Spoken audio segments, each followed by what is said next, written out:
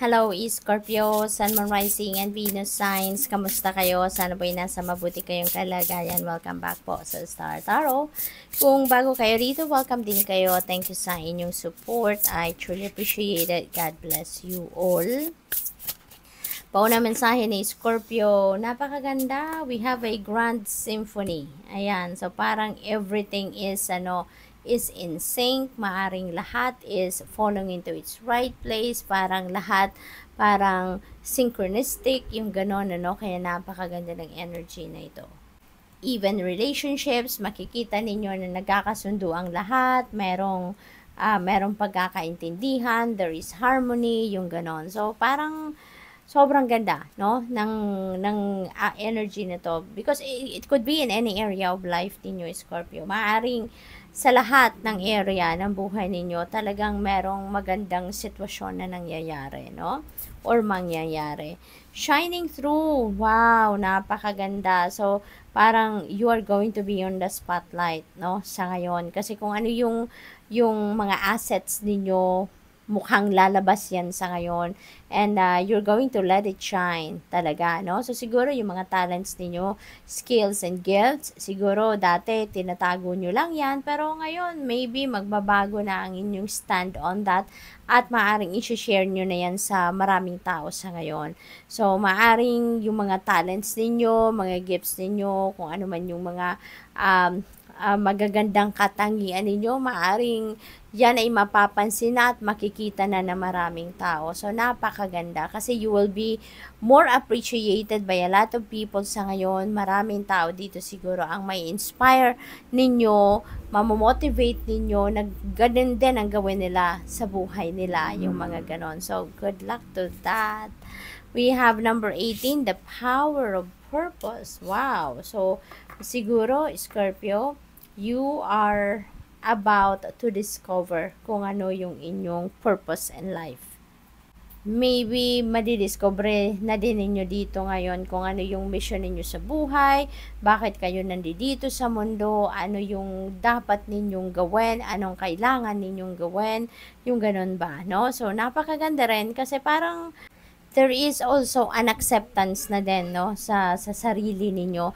Maybe may mga katangian kayo na dati hindi ninyo ina-acknowledge or hindi ninyo kinikilala, pero maari ngayon you will be able now to realize na parte yan ng sarili ninyo. That is part of you. That is you. Kaya maari ngayon tatanggapin nyo na yan. You're going to embrace yourself entirely talaga, no? Wala na kayong i-deny, wala na kayong itatago, yung ganon. So, parang may transparency na din dito.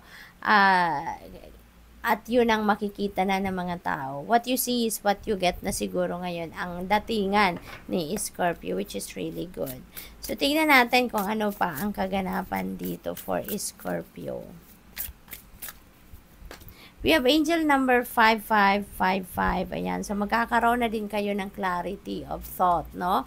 Siguro, dati talaga, naguguluhan kayo. Dati, marami kayo sigurong what if, bizarre, siguro nga, noon ang mga pagtingin ninyo sa mga bagay-bagay, especially about yourself, no? About personal ninyong sitwasyon. Pero, ngayon siguro, kaya kayo magkakaroon ng magandang realization because malinaw na sa isip ninyo kung bakit kayo nandito, sino talaga kayo, ano yung purpose ninyo, yung ganun. Yung parang you have a deeper relationship na and understanding about yourself na sa ngayon, no? Kaya, maring yung transformation na mangyayari sa buhay ninyo, yung mga major changes na to, is going to start sa inyong personal level. So, siguro, magbabago na din ngayon ang pagtingin ninyo sa sarili ninyo, pagtingin ninyo sa ibang tao, pagtingin ninyo sa mga iba't ibang klaseng sitwasyon sa buhay ninyo, yung mga ganon, no? Sabi dito, you aren't a victim of circumstance. Rather, you are the beneficiary of it. If that weren't the case, life would be pretty dull. So, you will set yourself up for success in the long run if you are willing to adapt to this shift, no?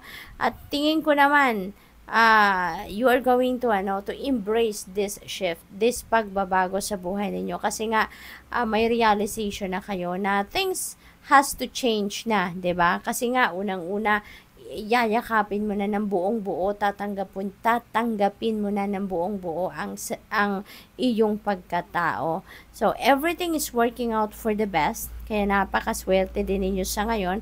At long last, you are accomplishing what you set out to do. Everything will work out perfectly in the end. So napakaganda. Napakaganda na magiging resulta. Sa una will be challenging, pero everything is going to work out for the best. Kaya magiging successful ang mga gagawin ninyong move sa ngayon. Kung ano man ang mga transformation na mangyayari, yan ay papunta kayo sa inyong pagtatagumpay at makakamit ninyo kung ano man yung gusto ninyong makamit na. So, we have 10, 11, take action. Yun ang kailangan ninyong gawin. Mag-take action kayo, no? Mag-take action kayo. Kasi kahit anong plano natin, kahit anong klaseng mga ideya ang nandiyan dyan, walang mangyayari if we are not going to take action. Hindi ba? Kaya sa ngayon, malaki ang pag-asa, mataas ang pag-asa ninyo na magiging tagumpay kayo, malaki ang pag-asa ninyo na magiging maayos ang lahat. Kaya, tutulungan kayo ng universe, no? Kung sino sa atin ang nagte-take action, ibig sabihin, nagsisend tayo ng energy sa universe now. Interested tayo sa pagbabago, kaya tayo nagte-take action. Interested tayo sa mga mangyayari, no? Mga bagong mangyayari sa buhay natin, kaya tayo nagte-take action. Therefore, the divine universe will send us, or will send you in this case, support, no? Para ma-carry out ninyo yung mga pagbabagong ito, para ma-carry out ninyo kung ano man ang mga goals ninyo dito.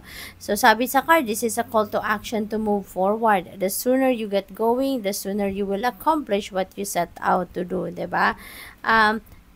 Those with patience will eventually reap the rewards of their perspective. Kaya, magtiwala ka lang, Scorpio. Believe in yourself, believe in the divine plan, at pasasaan ba't magtatagumpay ka.